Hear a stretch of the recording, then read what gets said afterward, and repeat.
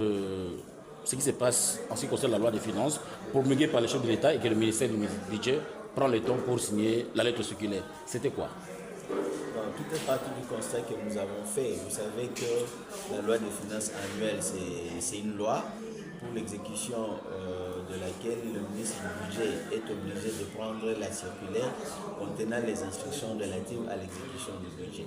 Et le chef de l'État fait de son mieux pour promulguer la loi des finances annuelles au plus tard le 31 décembre, c'est par respect au principe de l'annualité budgétaire. D'après ce principe-là, l'exercice budgétaire commence le 1er janvier et se termine le 31 décembre. Donc quand le chef de l'État promulgue la loi des finances au plus tard le 31 décembre, c'est pour que cette loi des finances-là puisse entrer en vigueur le 1er janvier. C'est-à-dire, dès qu'elle entre en vigueur, elle doit être aussi quoi? Exécutée.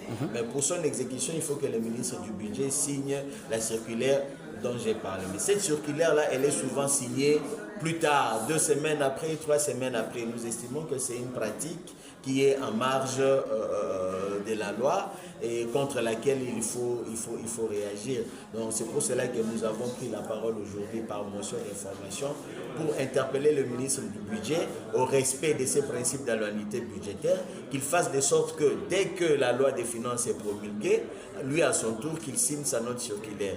Voilà. Ça sera quoi son impact?